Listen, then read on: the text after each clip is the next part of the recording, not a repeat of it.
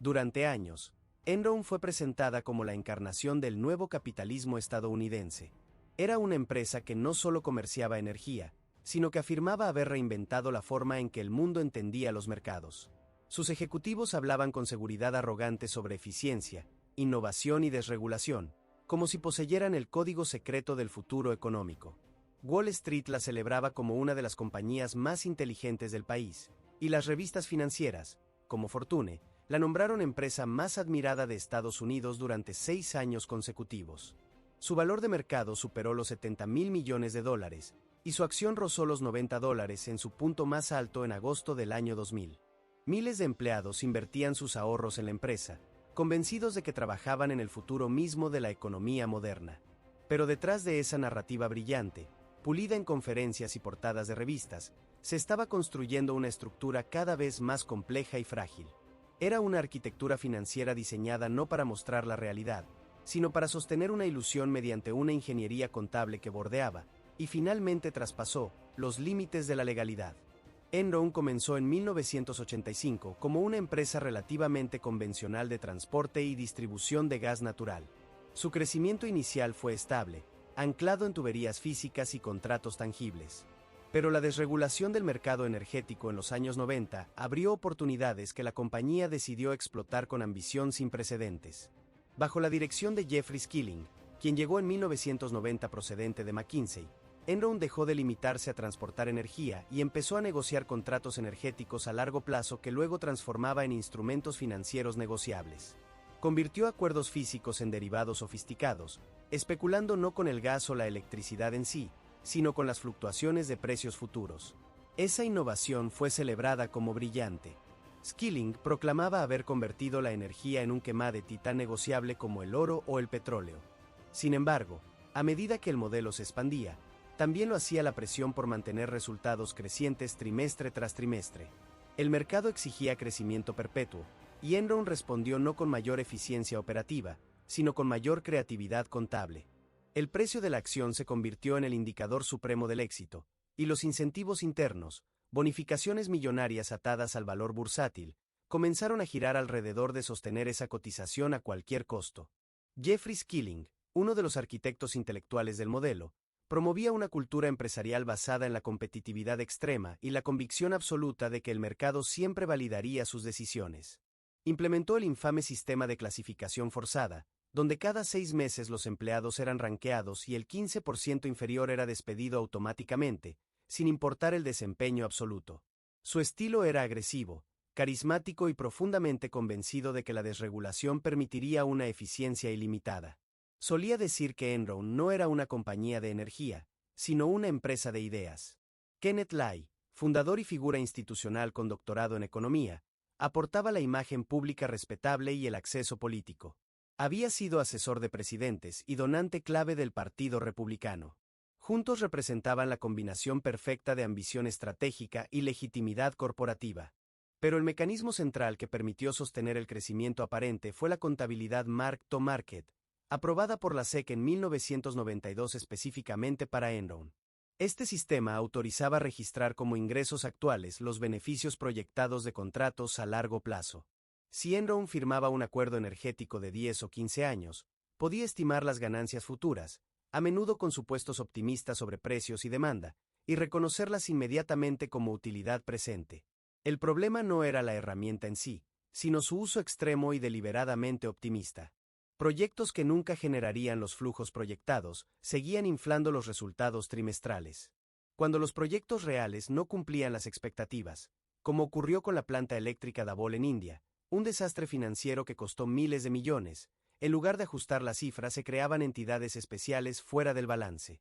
Las llamadas Special Purpose Entities, o entidades de propósito especial, fueron diseñadas técnicamente como vehículos independientes.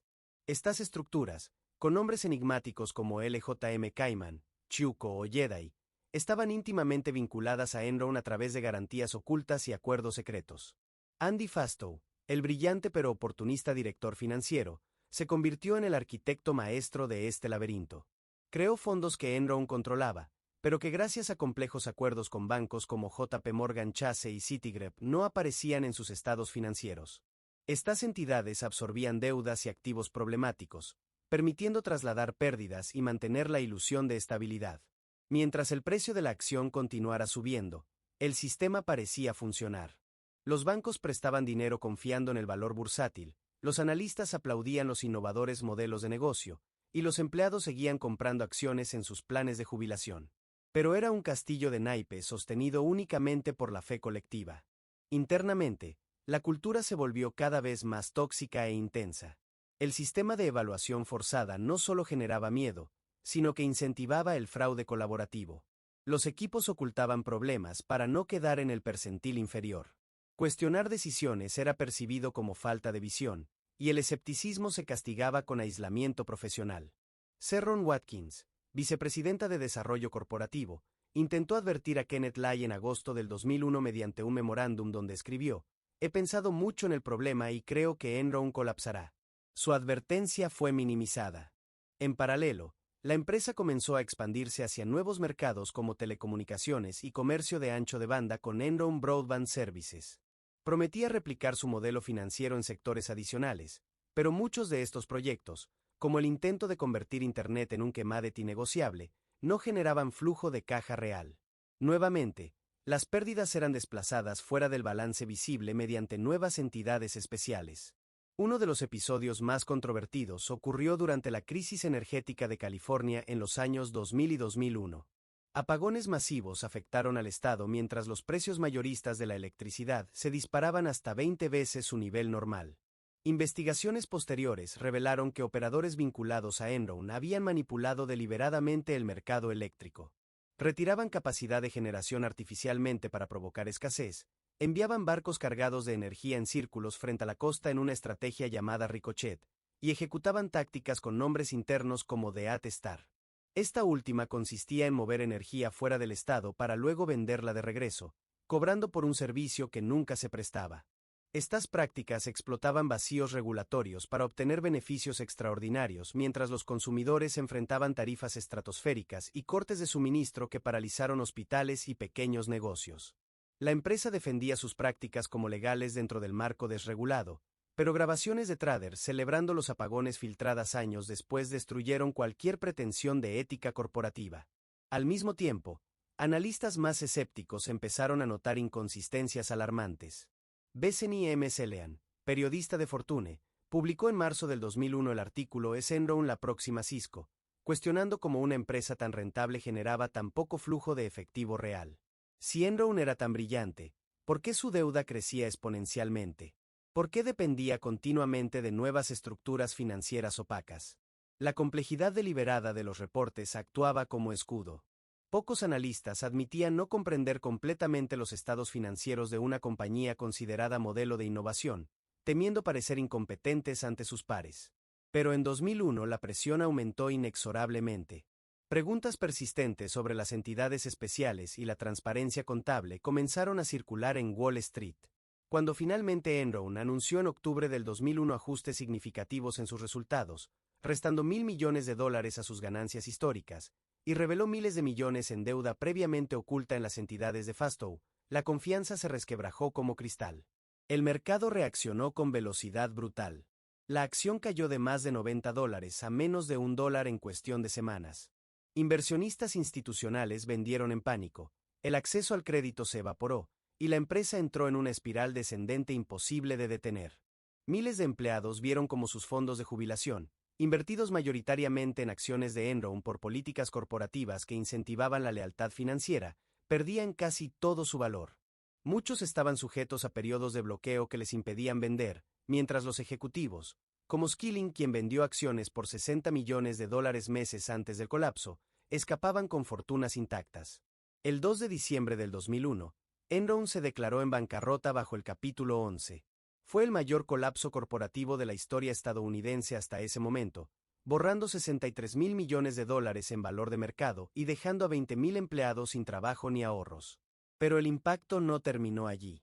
Arthur Andersen, la firma auditora Big Five responsable de validar los estados financieros, fue acusada de obstrucción a la justicia por ordenar sistemáticamente la destrucción de documentos relacionados con Enron. Aunque posteriormente la condena fue anulada por la Corte Suprema, el daño reputacional fue irreversible, Y la firma, con 85 años de historia y 28.000 empleados, prácticamente desapareció de un día para otro. El caso se convirtió en símbolo de fallas sistémicas donde auditores, bancos, abogados y reguladores formaron una red de complicidad tácita. Jeffrey Skilling fue juzgado y condenado en 2006 a 24 años de prisión por fraude y conspiración. Kenneth Lai fue declarado culpable en 2006, pero falleció de un ataque al corazón antes de recibir sentencia definitiva. Andy Fastow cooperó con la fiscalía y cumplió 6 años. La caída de Enron desencadenó reformas regulatorias profundas, incluida la aprobación de la ley Sarbanes-Oxley en 2002, que impuso mayores controles internos, responsabilidad ejecutiva directa sobre la veracidad de los estados financieros y estándares más estrictos para auditores. Pero ninguna legislación podía revertir la devastación personal. Empleados que habían confiado ciegamente en la narrativa corporativa perdieron empleos, ahorros acumulados durante décadas y estabilidad para sus familias. El colapso demostró que la sofisticación financiera puede ocultar fragilidad estructural durante años. Mientras exista confianza, el sistema se sostiene. Pero cuando la credibilidad se rompe, como ocurre con una burbuja que estalla, la caída es abrupta, devastadora y desproporcionada. A diferencia de Lehman Brothers, cuyo colapso en 2008 fue catalizado por una crisis macroeconómica global y un exceso de apalancamiento en activos inmobiliarios con valor real, aunque sobrevalorados, Enron cayó principalmente por una crisis de credibilidad interna. Por la acumulación deliberada de deuda oculta, por estructuras diseñadas no para gestionar riesgos sino para engañar, y por una cultura corporativa que priorizó la apariencia sobre la sustancia hasta convertir el engaño en norma tácita. Ambos casos comparten un elemento común, la ilusión sostenida por confianza colectiva.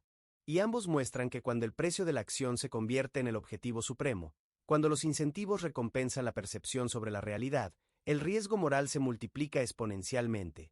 Enron no fue simplemente un fraude contable perpetrado por unos pocos malvados.